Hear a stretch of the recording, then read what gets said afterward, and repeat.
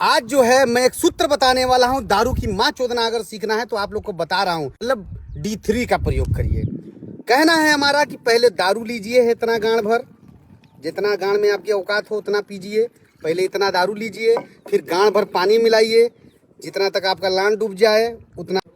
Dilute, dilute का मतलब जानते हैं क्या होता है?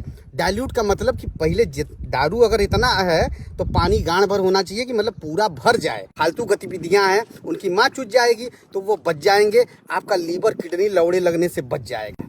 फिर दूसरा सूत्र है ड्यूरेशन। दूसरा सूत्र है ड्यूरेशन। ड्यूरेशन का मतलब समझ रहे हैं? दारू पीजिए, अगल बगल की माँ चोदिए। अगर पिए हैं तो चार लोग जानना चाहिए ना जी कि दारू पिया है ना जी फलाना। पागल हैं क्या? अगल बगल की माँ चोदिए कि जो बैठा है भोपड़ी को उसी गाली दीजिए, तुम्हारी माँ चोद दूंगा, ये कर दूंगा, वो कर दूंगा। उसमें आपका 15-20 मिनट जाया जाएगा। एक पैक लेने के बाद कम से कम 15-20 मिनट का समय होना चाहिए।